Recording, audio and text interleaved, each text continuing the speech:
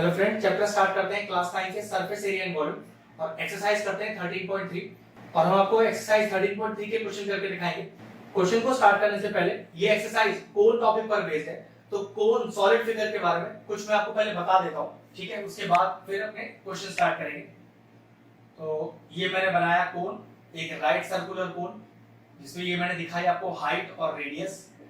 This is called as height, this is called as radius, और इसको बोलते हैं स्लांट हाइट, जिसको मैंने एल से डिनोट किया।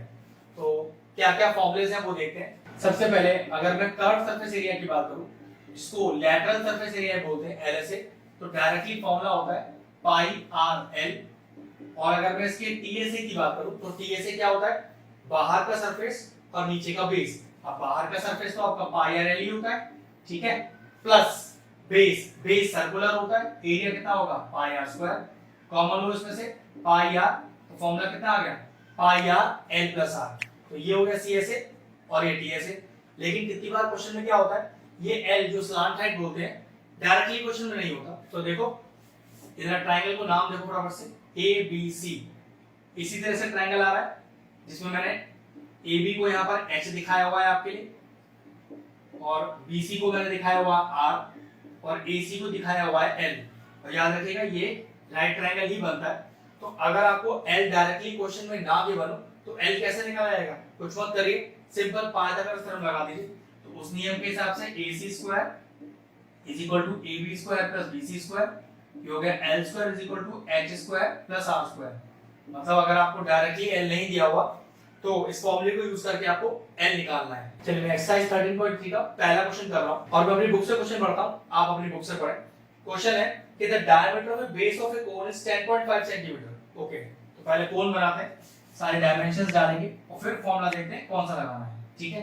तो हमें एक कोन दिया हुआ है जिसमें आप क्या दिखाएंगे, R दिखाएंगे, H दिखाएंगे और L दिखाएंगे, ठीक है। अब लिखेंगे इसे प्रॉपर्ली डिस्क्रिप्शन के साथ, the diameter of the base of A cone is 10.5 centimetre, ठीक है। देखिए कैसे लिखना है, डायमीटर, कोन का डायमीटर दिया हुआ है 10.5 सेंटीमीटर। हमेशा ध्यान रखें इस डायमीटर की हमें कभी जरूरत नहीं डायरेक्टली, हमें तो यहाँ से रेडियस निकालना है, और रेडियस क्या होता है हमेशा इस डायमीटर का आधा होता है। तो 10.5/2 सेंटीमीटर, बस ये डायमीटर का इतना ही फायदा है।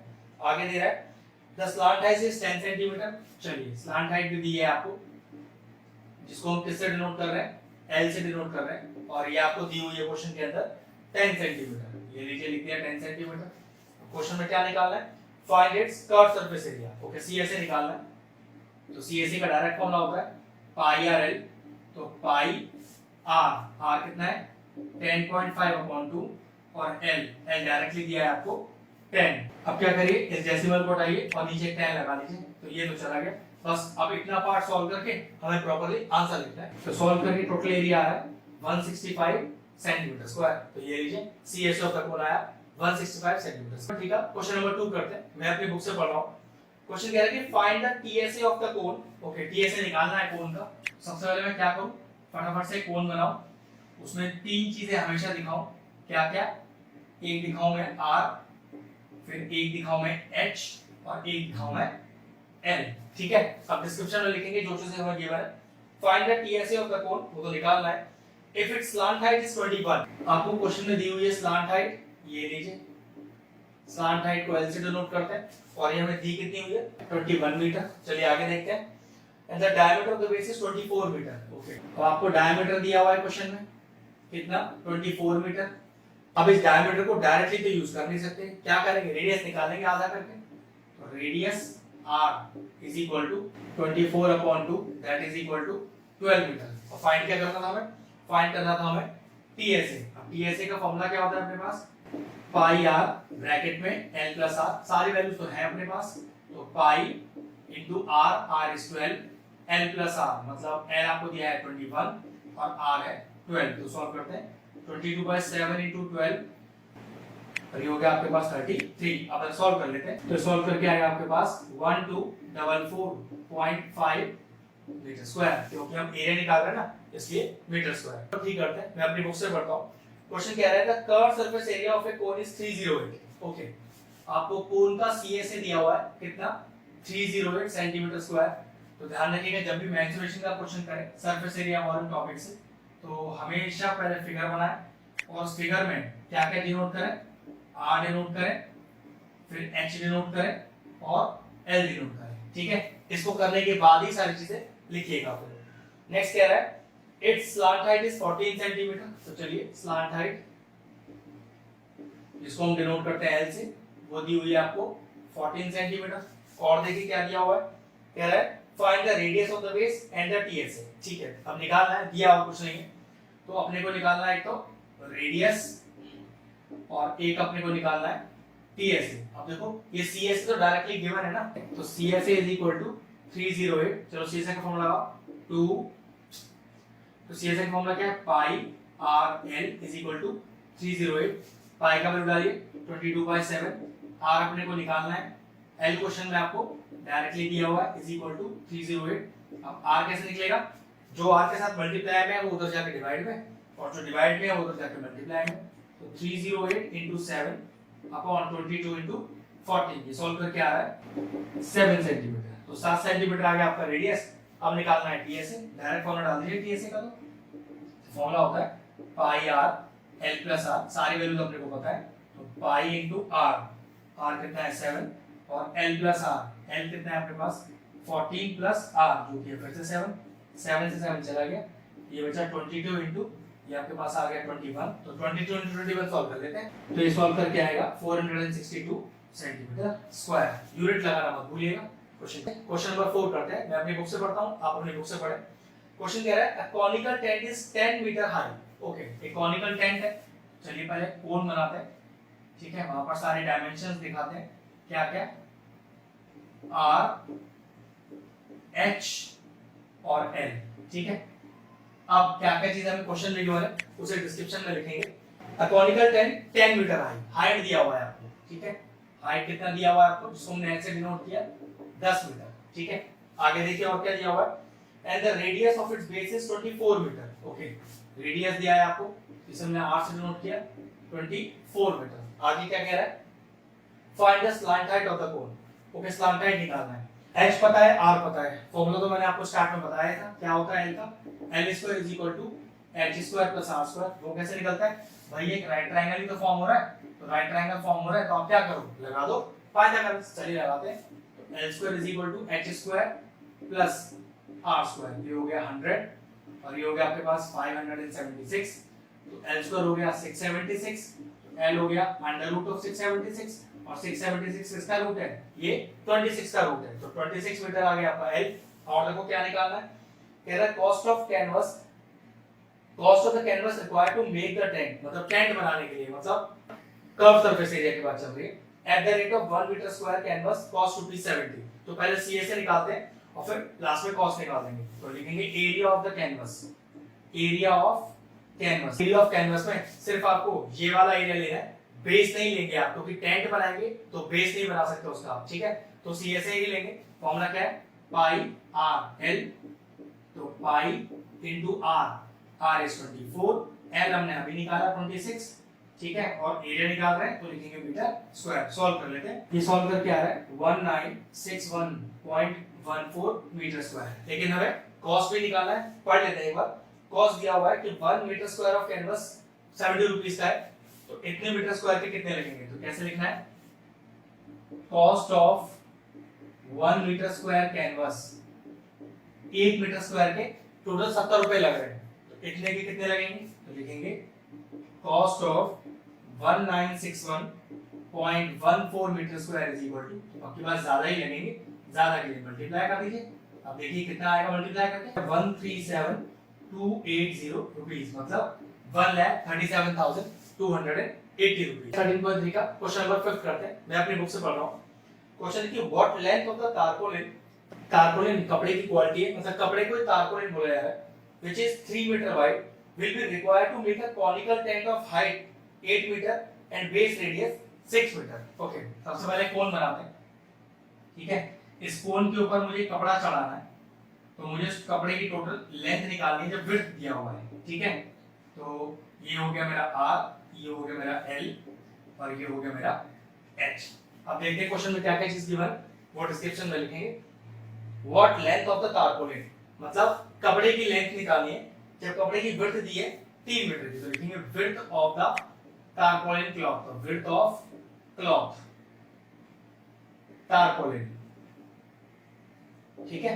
ये दिया आपको 3 मीटर, लेंथ फाइंड आउट करना है इसका। और कह रहा है to make a conical tent of height 8 metre, तो हाइट ऑफ कोन, तो हाइट ऑफ कोन आपको दी हुई है, इसको एच से डिनोट करा है हमने 8 मीटर, और रेडियस ऑफ द बेस दिया हुआ है 6 मीटर, तो रेडियस दिया हुआ है आपको r is equal to 6 metre. अब कपड़े का लेंथ कितना होगा, तो ऑब्वियस सी बात है पूरे कोन के ऊपर वाले हिस्से पे ही तो कपड़ा चढ़ाओगे, और कपड़ा जो चढ़ाया जाता है वो एक 2D फिगर है, रेक्टेंगुलर फिगर है, तो ध्यान रखिएगा कपड़े का हमेशा L इंटू बी मतलब length into breadth CSA of the figure के बराबर होता है। ये हमेशा ध्यान रखें, जब भी सॉलिड फिगर पे कपड़ा चढ़ाना हो तो कपड़ा सिर्फ आउटर कवर पे ही चढ़ सकता है, और खुद कपड़ा जो होता है वो एक रेक्टेंगुलर सरफेस होता है, इसका लेंथ इंटू ब्रेड्थ लिया जाता है, और फिगर का लिया जाता है आपका CSA। तो मैं कैसे लिखूंगा, let the length of the tarpaulin cloth capital L, capital B मुझे क्वेश्चन में दिया हुआ है, L इंटू बी हो गया, जो किसके बराबर होगा, CSA ऑफ द फिगर के, तो पाई r l, ये l तो मुझे निकालना ही है, तो पाई r देखो मेरे पास 6 और l। अब दिक्कत है क्वेश्चन में l भी नहीं गिवन, तो कोई दिक्कत नहीं, h और r तो गिवन है ना, तो l का फॉर्मूला आपने को पता है क्या, h square is equal to r square plus l square is equal to h square plus r square. चलिए वैल्यू डालते हैं, तो h square is equal to, तो l square is equal to h square मतलब 8 का square, और r is 6 का square, तो 8 8 से 64, 6 6 से 36, तो l स्क्वायर आ गया आपके पास 100, l आ गया under root 100 is equal to 10 centimetre, तो l आ गया 10 सेंटीमीटर। चलिए वैल्यू रख देते हैं 10। अब इस l को निकाल लेते हैं, ये हो गया 22/7 into 6 into 10 into 3, इधर आके डिवाइड में 3 आ गया, ये सॉल्व करके आ रहा है 62.8 मीटर। लेकिन क्वेश्चन में कुछ पार्ट एक्स्ट्रा भी है, अब पढ़ते हैं उसे। Assume that the extra length of the material will be required for stitching margins, मतलब थोड़ा मार्जिन को स्टिच करने के लिए लेंथ एक्स्ट्रा भी चाहिए, और कितनी एक्स्ट्रा चाहिए, in cutting is approximately 20 centimetre, मतलब 20 सेंटीमीटर, क्योंकि क्वेश्चन पूरा मीटर में है, तो 20 को डिवाइड करते हैं 100 से, तो हो गया कि 0.2 मीटर एक्स्ट्रा चाहिए आपको मार्जिन के लिए, कटिंग के लिए। तो क्या करूंगा, ये तो एक्चुअल लेंथ है जो हमें कपड़े की चाहिए, लेकिन काटने के लिए, मार्जिन छोड़ने के लिए हमें 0.2 मीटर एक्स्ट्रा चाहिए, तो टोटल लेंथ कितना 62.8 में वो एक्स्ट्रा लेंथ जोड़ देंगे 0.2, ये कितना हो गया आपके पास, हो गया 63 मीटर, मतलब कुल मिलाकर तारपोलिन क्लॉथ आपको 63 मीटर चाहिए, जिससे कि पूरा का पूरा कॉनिकल टेंट भी ढक जाए, और जो मोड़ने में, कटिंग करने में जो एक्स्ट्रा वेस्टेज हुआ है वो दिक्कत भी ना करे इसके साइज के हिसाब से, ठीक है। तो टोटल आंसर आया 63 मीटर का। क्वेश्चन नंबर 6 करते हैं, मैं क्वेश्चन अपनी बुक से पढ़ रहा हूं। The slant height and the base diameter of a conical tomb is 25 metre and 14 metre respectively. तो कोन बनाना पहले, सबसे पहले उसकी सारी डायमेंशंस लिखनी है, उसके बाद ही क्वेश्चन को स्टार्ट करेंगे, ठीक है। तो पहली क्वांटिटी है r रेडियस, ये हो गया इसका हाइट, और ये हो गया इसका स्लांट हाइट। अब देखते हैं क्वेश्चन में क्या क्या चीजें गिवन है। क्वेश्चन क्या है, the slant height and the base diameter. Okay, तो स्लांट हाइट दिया है आपको, स्लांट हाइट जिसको L से डिनोट करते हैं, और बेस डायमीटर, ओके डायमीटर दिया हुआ है। चलिए कितना कितना वो देख लेते हैं। आपको स्लांट हाइट दिया है 25 मीटर, ये लीजिए, और आपको डायमीटर दिया है 14 मीटर। तो डायमीटर को डायरेक्टली तो यूज कर नहीं सकते, तो क्या करते हैं, हम निकालते हैं रेडियस, जो कि r से डिनोट करते हैं, और वो कैसे निकाला जाता है, that is equal to 7 metre. तो रेडियस आ गया 7 मीटर। अब देखिए क्वेश्चन हमसे क्या कह रहा है कि find the cost of white washing in CSA। Okay, CSA को व्हाइट वॉश करना है, तो रेट क्या दिया हुआ है, एट द रेट ऑफ ₹210 पर 100 मीटर स्क्वायर, मतलब 100 मीटर स्क्वायर के 210 रुपए लग रहे हैं, तो आपके कितने लगेंगे। तो पहले चेक कर लें कि जो एरिया हमें व्हाइट वॉश करना है वो टोटल एरिया आ भी कितना है।